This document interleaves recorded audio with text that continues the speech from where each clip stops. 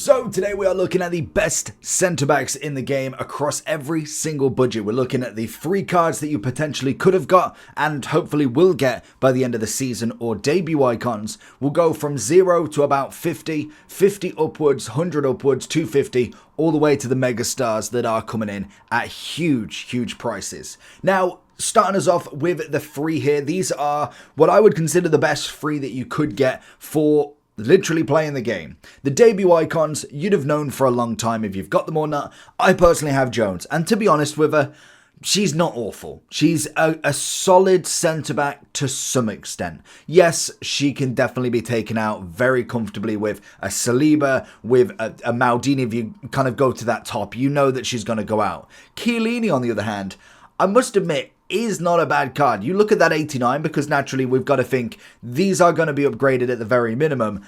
That's not a bad centre-back. Jockey plus, solid upgrade.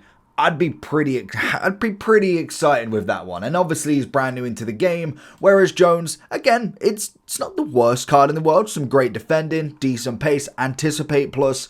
I'm not going to be too mad once she does go up into that 89. For right now, unfortunately, when you've got the likes of Henry, Ibra, R9 all coming into your kind of head, you'd have probably been even more disappointed with Chiellini as well, because you want the attackers, of course you do. But naturally, Chiellini would be the better shout here, but it seems to be a lot of people did get Jones. Now, obviously, Tomori is one of the big ones in this season pass. He is level 40, the very end, the king of the maestro, from 81 to 86. We apparently as well are getting a potential Brazil link for the season 2, which will be very interesting indeed. Lots of Brazilian players on the table. So if you're looking for coins, head over to eldorado.gg. There is huge amounts of verified sellers on Eldorado, and there is a money back guaranteed by TradeShield. If that's not enough, there is 24/7 live support and also plenty of reviews across websites that will definitely put your mind at ease. And as always, before you check out, make sure that you are using the code JT11 for 5% off every single order. Back to the video. But the upgrade for Tomori, he's always been a solid starter centre-back. Great pace, decent defending, physicality's there. He's an easy winner. Now, obviously, we are a few weeks into the game. Naturally, he's going to drop down massively, and he's still possible. Like, he's still in that usable category. He's definitely not a person you've completely thrown away now.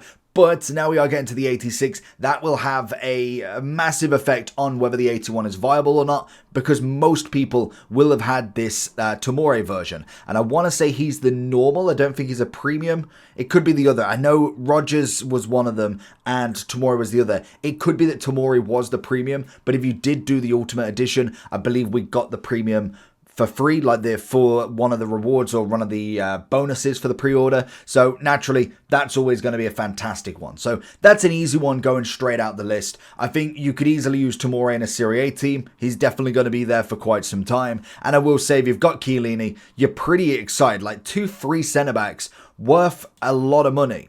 Now we move into kind of your low budget. This is kind of like your 0 upwards. Obviously, we do have the likes of Tomori in there. We've now got Konate coming in at under 10,000 coins. Easy centre-back to get in there, and we will kind of get in to see some of these players. And what I've done is I've picked the players that I would consider in their category, in their price tag, to actually be semi-worth it, or at least are good enough to be in a main star squad. So there might be some players, like if you looked really low rated at like a Konza for Villa, yes, in an English team, he's not going to be the worst.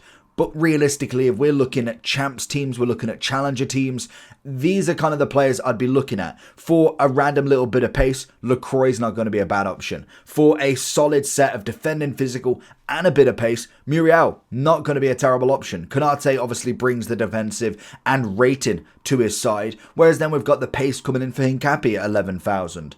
Bastoni, a great link if you wanted to go with him and Tomori together. Bremer has been very exceptional for the card that he's come. And then obviously you look upwards, Upamecano for the Bundesliga, Leah Williamson if you're looking at WSL. There's most definitely links everywhere, and I think with Williamson, the biggest kind of thing that you can have with her, she's got that Anticipate Plus. it's a marvellous playstyle plus this year. Again, we've got centre-backs with slide tackle, we've got them with intercept. Anticipate, again, is another fan favourite when it comes to a centre-back. And I think Orejo is just brilliant at his role. The Barca lineup this year is absolutely brilliant. So that's always going to be a big W when it comes to the low budget. Then we move up a section to kind of like 10 to 50,000. Predominantly all of these are in 40. My personal standout favourite, other than maybe like Militao, I think Militao this year is going to be brilliant. I really like Van de Ven. He has been in so many teams that I've come up against, as he probably should. Probably one of the only centre-backs with actual decent ability as well, coming in with that 90 pace on the get-go. It's absolutely crazy. Like, you look at the anchor on him on this card, and you get the 93 pace, 86, 84. There is very few centre-backs with that. Now, obviously, we'll kind of take what we got last year and realized he's not going to be evolved straight away. He more than likely doesn't get an upgrade, because the moment that he got that footies, he was just stupid. He was so silly in game. He was far too quick for attackers. He was brilliant. So I can kind of estimate that we won't get too much of an upgrade. Maybe we see some playstyles with him. Maybe we see them one-off stats that upgrade him. So I do think he will be one that will be recognized in a lot of people's teams. I don't think Marquinhos is a bad option, very much like Leah Williamson in terms of your specific team or obviously league. When you look at PSG as a whole, Barcola with an upgrade is going to be brilliant. I absolutely love Doué. You've got Vitinha, you've got João Neves, you've even got Pacho thrown in there, let alone then the fullbacks being the two best in the game, Nuno Mendes and Hakimi. He always will be a staple in that centre-back role. And obviously with his Intercept Plus, I'm going to be pretty ecstatic with him as well. We then do have Rudiger. I think he's better this year. He may not be perfect, and I do think he will need an upgrade, like the rest of them. Naturally, they all eventually need an upgrade. Rudiger just didn't really get anything crazy. We need that 87 or 88 that goes crazy with the upgrade. Whereas last year we got one upgrade, and then it was kind of just a wait for a long time. So I think right now, definitely decent. He has got the Aerial Fortress this time round, which is basically like your Aerial Plus as such. So very nice to have that playstyle plus, and it does work pretty well. And then we did get the rating refresh for Romero. Now, I think a lot of people were kind of under the assumption that with the rating refresh, you're predominantly looking at like a 1 or 2 upgrade, because realistically, unless you've got someone like, say you've got Yamal, just before he burst completely onto that Barca scene, he might have been like a 74, 75. And he was a rare exception that he went from like 0 to 100 very, very quickly. And I do think Romero probably is more around the 83, 84. I don't really see him being an 86 at this point. Now, yes, you could argue he's probably more leaning towards an 84, but giving him a 4 upgrade, which is meant to be almost like what we had in January before, where we have that rating refresh where it's like, okay, we got him wrong by a couple. Did you really get him wrong by 4 in 6, 7 matches? That's the beg of the question. But still, we go back to real life. Oh, I mean, no, we go back to FIFA. 10 pace upgrade is always going to do him incredibly. Defending, physical, massive upgrade. Solid centre-back. He had the same with his road to glory or his road to knockout during the Europa League last year. And he was a brilliant card. He just needed a playstyle plus. And that's probably going to be where we're going to go with this card. He'll be fantastic in that medium build. He's going to give you everything. You just need that pace upgrade. And then we move on. We go up now, and to be honest, we cycle up pretty quickly, but it does exceedingly get better and better every time. Now, I will kind of preface that I did think Virgil was kind of the best gold centre-back in the game, and ever since then, I've been proven wrong and wrong and wrong. I played with him on the first couple of days. We got the loan of him, obviously. I weren't buying him for 400,000. He's a lot lower than that, just a spoiler alert. He's still a good card, don't get me wrong. He is still a fantastic centre-back you can get. I'm personally shifting on after playing him in every single team this weekend. Saliba is a joke. Honestly, you kind of knew that the build would work really well. This year, it seems to be all about that kind of almost that agility side of the card in terms of how he moves in game. Now, the funniest thing is, because I was wanting to check Saliba, because the anticipate is obviously a joke in itself. It's a very good defensive stat to have. But I was thinking, well, has he got that agility balance? And No, he doesn't. He's got 53 and 46. I'm like, well, how on earth does he turn like butter and he just gets everything? There was always that partnership of him and Van de Ven together, and it was just so difficult. The pace there, the defensive prowess, it was just so difficult to go against. And I do think Saliba will put himself in that category as one of the best. Pacho, I think, is another exceptional card this year. He got himself the team of the season, where I think a lot of people kind of noted down that, okay, if he does manage to get a big gold card, you're going to look pretty good with him. 86 rated, great pace, defensive physicality, brilliant, decent stats across the board. Yes, composure could do with that slight work, but it's a future project for him. I think for the right now, is going to suit pretty well. And then we've got a few of the promo cards / informs. Pavard obviously come in. We've got him at quite a high price point at this point here. I'd probably still prefer like a Pacho Marquinhos link, but it is purely because of how hard Team of the Weeks are to get. You're not necessarily getting crazy amounts of him. So 72k might be a bit of above his pay grade, but in general, if you're looking for a French centre-back, he got a fantastic link, like a great upgrade for him. Still got the Jockey Plus. I had to throw him in as a good mention for the price. Wouldn't necessarily pay it though. We do have Hanko as an SBC that has now expired, but for 63,000, if you're building that La Liga team and you don't necessarily want to spend coins, I don't think he was a bad option. And to be honest, even like we said with like the Konza shout, as a player that's under the 1,000 coin threshold, I don't think he's awful if you are just starting the game. If you've come in a little bit late at the start of FC, then I mean, he's going to be one that you could throw in there. Yes, he's not going to get nation links realistically, but in terms of La Liga building, he's got to be one on the mention for the price that you're paying. Very, very relevant to it. And we do have then our boy Pau. He's one I've managed to get. He was the first one. I think I opened one pack and managed to get him. 83,000 at the moment. He's holding some value, to be honest. I mean, he is on a downward trajectory, obviously, but he seems to be kind of up and there. I do like the intercept more so than the slide tackle plus. I don't really slide, so it makes no real sense to have it if I don't necessarily use it. Now, yes, like I said with the Caicedo review, I think yesterday on the ranking, it's great to have it rather than not if you're not going to have anything. Because if you do need to make that last ditch challenge, at least it's there to some extent. Whereas the intercept, I think, is pretty decent in this market where everybody is pinging a pass, and if you just slightly catch his foot, he will intercept it, which I do think is quite nice. Now, I would say I'd definitely wait until he's kind of either out of packs or at his absolute lowest, because it will be interesting to see where he does fall to once we start getting more centre-backs in there. So he might not be your 86,000 card just yet. We then move into now some of the high budgets. This is where we get a little bit silly with the coins. I wouldn't necessarily pay too much, but there is some great hero icons. Obviously, Virgil is coming in with 104. Intercept Plus is nice. Again, very similar to Pau. But I do think there is a little bit found out. I must admit, playing against him quite a lot, his overall presence in terms of strength and just trying to get round is difficult.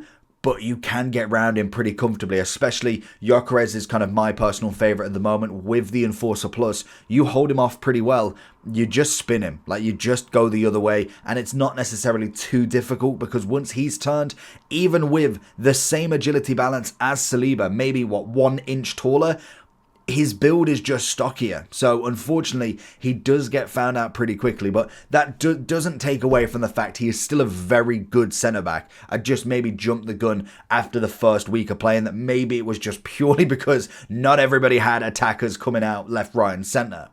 We then do have a few others like Kounde. As much as I do love him as kind of a right back, he can play centre back. I don't think he's the worst option in there, but again, I would prefer him if I had Militao or Rejo. If I needed that right back slot, Kounde is going to be in there, but he's got to be a mention as that versatility. If you do have a centre-back sending off and you've only got a right-back as sub, at least you could put him in and he doesn't lose the roles, he doesn't lose that chemistry vibe from him. So at least there is a bit of versatility from him. And I do think Renard was fantastic. She's only realistically dropped about 30k from when I sold her. just after she got out of packs. I think she was about 150, so she's holding a pretty good line at this point. I think I got her, it was probably around about here, and then she probably went up a little bit, but naturally she's eventually going to come down. I don't think she was a bad centre-back at all. Pretty much like we've seen with Team of the Year versions of her, she's got that capability to be one of the better female centre-backs in the entire game. So it is always interesting to see once we get them special cards in there. And then naturally we have got a few of the heroes icons. I've kind of missed out a lot, like Berezi's not getting in many people's teams, Nesta isn't. Yes, you could still use them, but in terms of price points for a lot of them, they're just not viable. Jamie Carragher, like, yes, with an upgraded card is going to be brilliant, but for right now, if you're looking to pay 100, 200k for him compared to Marquinhos, Pacho, even then Pau, you look at Van de Ven at 40, I just don't see the worth in it. And the same with these. Like, I'm not going to buy King for 285, when then I could literally go and buy Saliba and Pacho together, or Saliba and Van de Ven, and have 180,000 left over. Now, if I've managed to get him from the hero pack that's come out today, fantastic, like brilliant. Of course I'm gonna use him. But for the price you're paying, it's more just to look at and think, okay, when these price points do drop down, these are going to be what I would consider the viable options. And it's the same as soon as we jump up into the kind of topper category. These are the centre backs right now that I'd consider well worth looking at, but not necessarily purchasing. Vidic is not going to be 450 in a month's time. He's just not. Desai is not going to be 850. Cannavaro won't be. Now, yes, you look at the Chiellinis, because he's brand new to the game, maybe. Depending on what cards do come out. We have got a Militao 450. Just go buy the gold. I mean, in terms of the price points difference, you've got 36,000. You are adding an extra 415,000 coins, give or take, for 2 pace, 3 passing, 3 dribbling, 2 defending, 2 physical. It's not worth it. You get the ball playing Defender plus. I don't play it, so perfect. I still get the Defender plus that this one has. There's no weak foot skill move upgrade, and you look at the overalls, it's not crazy. It's not worth 400,000. It is purely on the fact it was very difficult to get. So you've got to learn the difference between supply and demand, and what demand is purely on the card being exceptional and what is just purely on it being scarce. And Militao is going to be one of them. Haaland would be another one. Now, if we were to get another Militao, another Brazilian centre-back, another La Liga centre-back, we'd possibly see that drop down a little bit more. The demand then has gone down even more because there's something else in packs. And obviously then you've got the Company Lucio. I do think Lucio will drop down slightly, but is one of the better ones. Obviously, Company does naturally drop down over time. And then the final section, we have got the top of the top of the top of the top. We have got Jaap Stam, Maldini, Beckenbauer, who I would consider CDM, Rio Ferdinand, and Carlos Alberto. Alberto, very much like Koyunde, I do prefer him as a right back. If it was the difference between Militao, Arejo, and a right back, I would most definitely try and fit him into that centre back in the early game. Once we've got a Saliba, a Maldini, a Jaap Stam, a Company, I'll happily shift him out to the right if needed. He's going to be one of the best right backs at this point by a long shot. So in terms of that, I would much rather have him out there. Again, these players are coming in for crazy pricing. Like, I'm not ever going to say Maldini is going to be worth every penny that you spend. But right now, do not put 3 million coins on this card. You will see from the graph alone, he started at 4.8. He did drop down pretty quickly, and naturally he is going slightly up, but he did hit the lows of 2.4. Telling you he's already got to that point. That means he can get there again pretty comfortably. So it is a very interesting one to find. He is going to be one of the best ones. Slide Tackle Plus, I'm going to hope that he gets a double at some point in the near future of when we do get double playstyle pluses, and they do give him like an anticipator or an intercept to the minimum. But we have got absolute royalty here. So these are going to be, if you've managed to pack them, GG's, you've got one of the best defenders in the game, and you probably don't need to change your defenders for quite some time. But these are kind of like your out of the goal, don't spend the coins on. They're just there to look at. So let me know down below what your pairing or trio of centre-backs are. Make sure you do like and subscribe on this, and hopefully we do manage to get something good out of the hero pack coming out later today. Peace.